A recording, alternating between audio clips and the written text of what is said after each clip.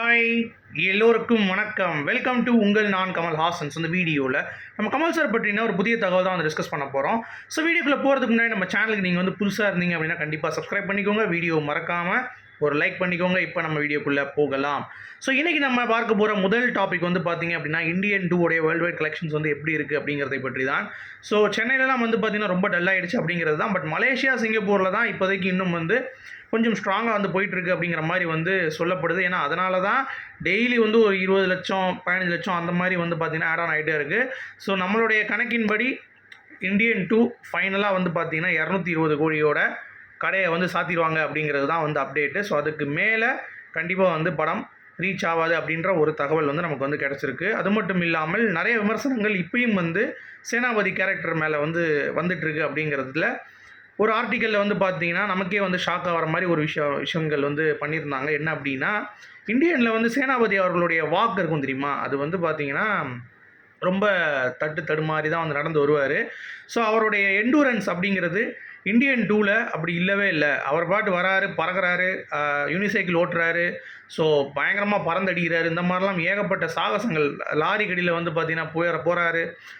So இதெல்லாம் வந்து எப்படி மேட்ச் ஆச்சு அப்படின்ற மாதிரி வந்து கேட்குறாங்க. ஸோ அடிப்படையில் சங்கர் சார் வந்து அதை விளக்கிட்டார் அப்படிங்கிறத நான் நினைக்கிறேன். ஏன்னா நல்லா யோசிச்சு பார்த்தீங்கன்னா தெரியும், சேனாபதி கேரக்டருக்கு அப்போ அதுக்கடுத்து வந்து பார்த்தீங்கன்னா அவருடைய ஃபுட்டு வந்து மாற்றிடுவார்.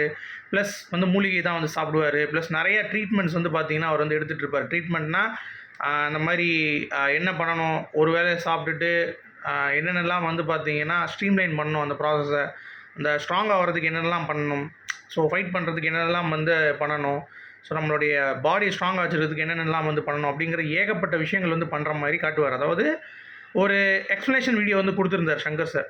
பாபி சிம்மா வந்து எக்ஸ்பிளைன் பண்ணிகிட்டு இருப்பார். அது படத்தில் வரல, பட் இருந்தாலும் சொல்கிறேன். ஒரு வீடியோ வந்து ரிலீஸ் ஆச்சு. அதாவது அவர் வந்து ரொம்ப ஸ்டெடியாக இருப்பார், ரொம்ப ஸ்லோவாக இருப்பார், ஆனால் கரெக்டாக அட்டாக் பண்ணார் அப்படின்னா ஒவ்வொருத்தனையும் காலி பண்ணிடுவார் அப்படின்ற மாதிரி ஒரு வீடியோ வந்து பயங்கர வைரல் ஆச்சு தெரியுமா.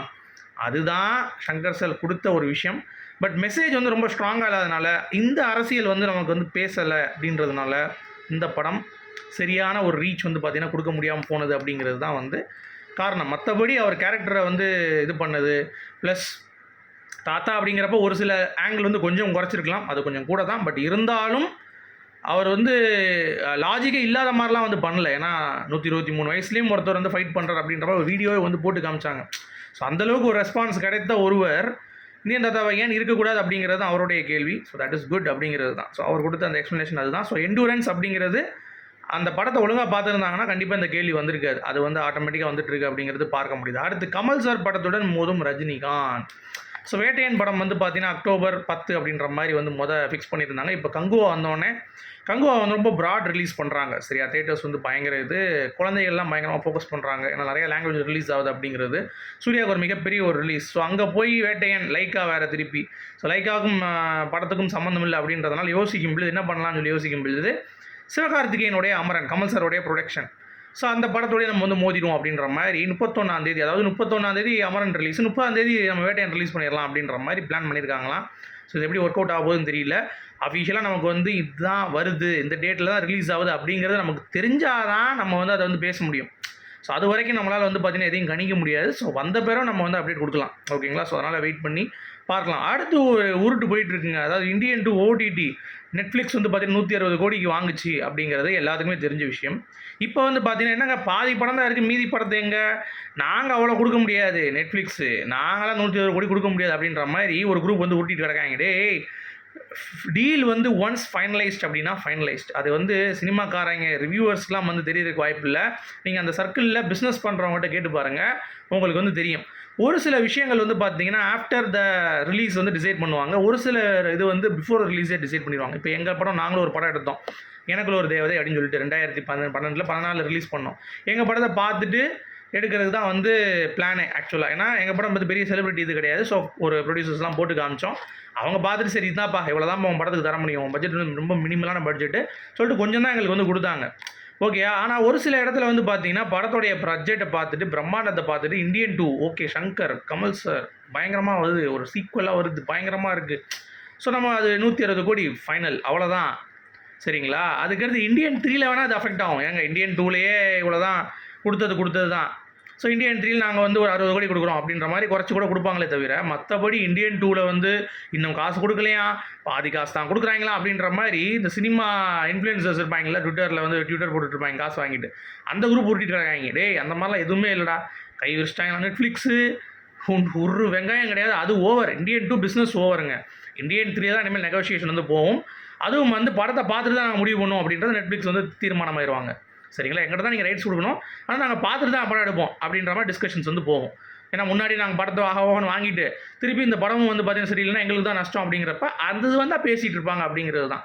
உங்களுக்கு ஹோப் த கிளாரிட்டி வந்து கிடச்சிருக்குன்னு நினைக்கிறேன். ஸோ அந்த மாதிரிலாம் வந்து பிலீவ் பண்ணாதீங்க. இதை வந்து 4 மென்டலன்ஸ் எடுத்து ஷேர் பண்ணிட்டு இருக்காங்க. பாருடா 400 குட்டியம்லடா 500 குட்டியம்ல ஒரு வெங்காயம் கிடையாது அப்படின்ற மாதிரிலாம், அந்த மாதிரிலாம் எதுவுமே கிடையாது அப்படிங்கிறது தான். அடுத்து ஆக்டர் சுமன், சும்மா ரஜினிகாந்த் கூட வந்து பார்த்தீங்கன்னா சிவாஜி படத்துடைய வில்லனாக வந்து நடித்தவர். அவர் வந்து கமல் சார் தான் எனக்கு பெரிய இன்ஸ்பிரேஷன். ஏன்னா 46 வருடம் என்னுடைய சினிமா காலத்தில் நான் பார்த்த வரைக்கும் சினிமா மேல் முழு அர்ப்பணிப்பும் சினிமாவிற்காக தியாகம் செய்த ஒரே ஒரு நல்லுள்ளம் கமல்ஹாசன் மட்டும்தான். என்னுடைய மிகப்பெரிய இன்ஸ்பிரேஷன். எம்ஜிஆர் சிவாஜிக்கு அப்புறம் நான் கமல் சார் தான் பார்க்குறேன் அப்படின்ற மாதிரி அவர் வந்து பேசினது ரொம்ப யதார்த்தமாக இருந்தது.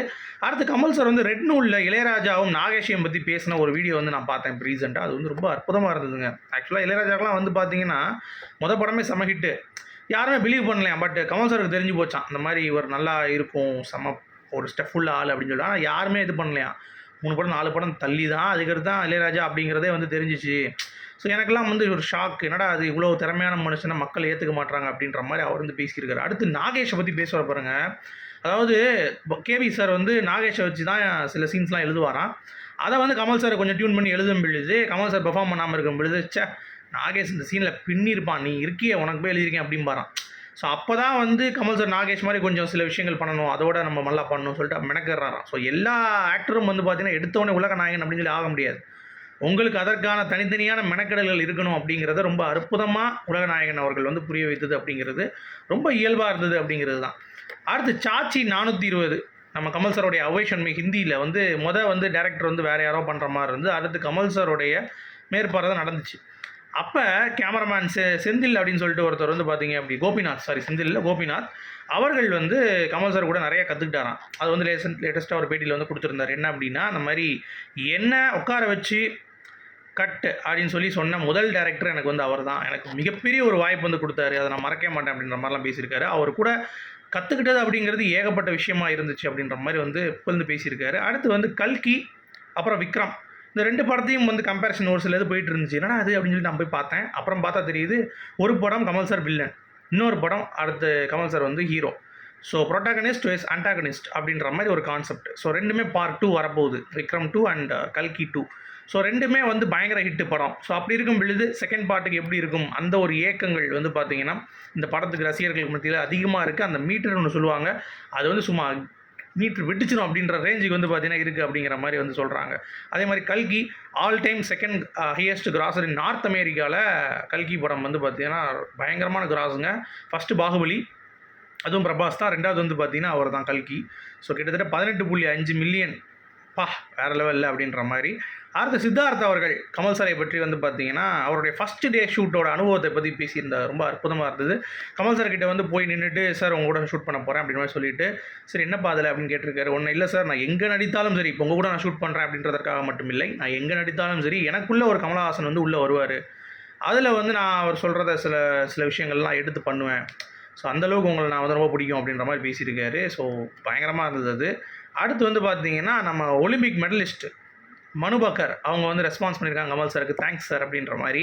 ஸோ நல்ல ஒரு கெஸ்டர் அப்படிங்கிறது தான். ஏன்னா ஒரு பெரிய செலிபிரிட்டி நமக்கு பணம் விழுது, நம்ம மெடல் எடுத்துட்டோம்டா அப்படின்ற மாதிரி இல்லாமல் டக்குன்னு யாரெல்லாம் ரெஸ்பான்ஸ் சொன்னால் அந்த பொண்ணு வந்து பார்த்தீங்கன்னா வேறு லெவலில் பண்ணியிருக்காங்க அப்படிங்கிறது தான். அடுத்து வந்து பூர்ணிமா பாக்கியராஜ் அவர்கள், அவங்க சென்னைக்கு மெயினாக வந்ததுக்கு காரணமே வந்து பார்த்தீங்கன்னா கமல் சார் நடிக்கிறது தானா. பட் 3 முடிச்சு படத்தில் வந்து கமிட் ஆனாங்களாம். அது வந்து சரியாக ஒர்க் அவுட் ஆகலை போல். கமல் சாருக்கு அப்போ ஏதோ ஆக்சிடென்ட் ஆகிருந்துச்சு போல், காலில் ஏதோ அடிபட்டுருந்துச்சு, அதனால் வந்து பண்ண முடியல அப்படின்ற மாதிரி ரொம்ப வருத்தப்பட்டிருந்தாங்க. இல்லாட்டி நல்லா இருந்திருக்கும், எனக்கு ரொம்ப பிடிக்கும் அவர் அப்படின்ற மாதிரிலாம் பேசியிருக்காங்க. அடுத்து பிக் பாஸ் 8 தமிழுங்க, கமல் சார் தான் ஹோஸ்ட் அப்படிங்கிறது கன்ஃபார்ம் ஆகிடுச்சு. சேனல் தரப்புலேருந்து ஜூலை 27ஆம் தேதி கமல் சார் கூட ஒரு டிஸ்கஷன்ஸ் போயிருக்கு. ஸோ சேலரி எல்லாமே வந்து ஃபிக்ஸ் பண்ணிவிட்டு நீங்கள் தான் பண்ணணும் அப்படின்ற மாதிரி வந்து சொல்லிட்டாங்க. ஸோ BB8 அடுத்த ஹோஸ்ட்டு கமல் சார் தான் அப்படிங்கிறது தான் சொல்லிவிட்டு இந்த வீடியோ நான் முடிக்கிறேன். உங்களுடைய கருத்துக்கள் சொல்லி மீண்டும் சந்திப்போம். Good bye.